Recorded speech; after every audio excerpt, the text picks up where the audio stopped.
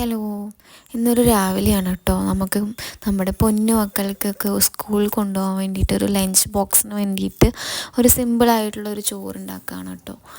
Biryani rice. നമ്മളിതിൽ മുട്ടയോ ചിക്കനോ എഗ്ഗോ ഒന്നും തന്നെ നമ്മളിതിൽ ആഡ് ചെയ്യണില്ല.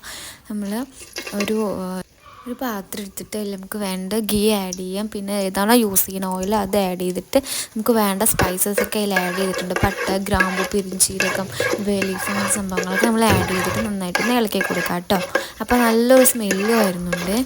എൻ്റെ മോന് ചോറ് കൊണ്ടുപോയി ഒന്നും കഴിക്കില്ല. പിന്നെ നമുക്ക് ഇഷ്ടപ്പെട്ട അവർക്കും കൂടി ഇഷ്ടപ്പെടുന്ന ഭക്ഷണം നമ്മൾ ഉണ്ടാക്കി കൊടുക്കുമ്പോൾ ഭയങ്കര ഒരു സമാധാനമാണ് അല്ലേ നമുക്കിവിടെ വീട്ടിലിരിക്കണവർക്കൊക്കെ അമ്മമാർക്കൊക്കെ. ഇനി അതിലേക്ക് ചെറുതായിട്ട് സ്ലൈസ് ചെയ്ത് കട്ട് ചെയ്ത് വെച്ച ഓണിയൻ, ഒരു 1½ ഓണിയനാണ് എടുത്തിട്ടുള്ളത് ഞാനതിൽ. അത് നമുക്ക് അതിലേക്ക് ചേർത്തിട്ട് നല്ലതുപോലെ ഒന്ന് വാട്ടി കൊടുക്കാം കേട്ടോ. ഒരു ബ്രൗണിഷ് കളറാവുന്നത് വരെ. ബ്രൗണിഷ് കളറാകാൻ വേണ്ടിയിട്ട് നമുക്ക് ആവശ്യത്തിന് കുറച്ച് ഒരു സോൾട്ട് ആഡ് ചെയ്ത് കൊടുക്കാം. സെയിം നമുക്കിത് കുക്കറിലും ചെയ്തെടുക്കാം കേട്ടോ. പക്ഷെ ഞാനിവിടെ ഇഡ്ഡലി ഉണ്ടാക്കുന്ന പാത്രത്താണ് വെക്കുന്നത്. സോൾട്ട് ആഡ് ചെയ്തതിന് ശേഷം നമുക്ക് നല്ലതുപോലെ ഒന്ന് വാട്ടിയിട്ട് ആ എണ്ണയിൽ കിടന്ന് നന്നായിട്ട് ഒന്ന് മുരിഞ്ഞ് വരാം കേട്ടോ. പിന്നെ അതിന് ശേഷം നമ്മൾ ക്യൂബ്സായി കട്ട് ചെയ്ത് വെച്ചിരുന്ന ക്യാരറ്റ് മാത്രമാണ് കേട്ടോ അതിൽ വെജായിട്ട് നമ്മൾ ആഡ് ചെയ്യുന്നുള്ളൂ. നമുക്ക് കയ്യിലുണ്ടെങ്കിൽ വേണമെങ്കിൽ വേറെ വെജിറ്റബിൾസും ആഡ് ചെയ്യാം. പക്ഷെ ഞാൻ അത് മാത്രമേ ആഡ് ചെയ്യുന്നു. പിന്നെ അതിന് ശേഷം ഒരു 5 ഗ്രീൻ ചില്ലിയും പിന്നെ ഒരു 8 ഗാർലിക്കും പിന്നെ ഒരു ചെറിയൊരു നുള്ള് ജിഞ്ചർ മാത്രമാണ് മിക്സിയിലിട്ടിട്ട് നന്നായിട്ടൊന്ന് ക്രഷ് ചെയ്തിട്ട് അതിന് ആഡ് ചെയ്തിട്ടുണ്ട് കേട്ടോ.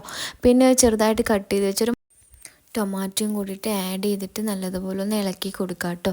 അതിനുശേഷം അതൊന്ന് പേസ്റ്റ് പരുവത്തിലാവുന്നത് വരെ ഒന്ന് അടച്ച് വെച്ചിട്ടുണ്ട്. നമുക്കത് ഓപ്പൺ ചെയ്യാം കേട്ടോ. എന്നിട്ട് അതിന് ശേഷം നമുക്ക് വേണ്ട ഗരം മസാല ഞാനൊരു ടീസ്പൂൺ ആഡ് ചെയ്യുന്നുണ്ട്. പിന്നെ കുറച്ച് കളറിന് വേണ്ടിയിട്ട് റെഡ് ചില്ലി പൗഡറും കൂടി ആഡ് ചെയ്യുന്നുണ്ട് കേട്ടോ, ഈ കാശ്മീരി പൗഡർ.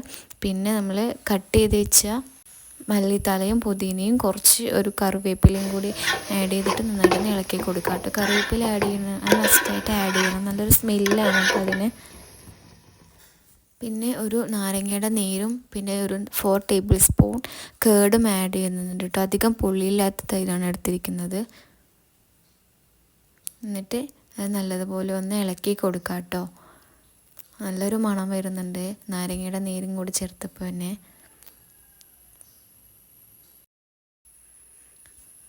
ഇനി നമുക്ക് അതിൽ ആവശ്യത്തിന് വെള്ളം ആഡ് ചെയ്ത് കൊടുക്കാം കേട്ടോ. ഞാനിവിടെ 4 ഗ്ലാസ് അരിയാണ് എടുത്തിരിക്കുന്നത്. അപ്പോൾ 4 ഗ്ലാസ് അരിക്ക് 1½ അന്നൊരു അളവിൽ നമുക്ക് വെള്ളം ആഡ് ചെയ്ത് കൊടുക്കണം. നമ്മൾ അരി നന്നായിട്ട് വാഷ് ചെയ്തിട്ട് കഴുകിയിട്ട് അരി ഒന്ന് കുതിരാൻ വേണ്ടി വെച്ചിട്ടുണ്ടായിരുന്നു കേട്ടോ. അപ്പോൾ നമുക്ക് വെള്ളം തിളച്ചിട്ടുണ്ട്, അതിലേക്ക് നമുക്ക് അരി ആഡ് ചെയ്ത് കൊടുക്കാം.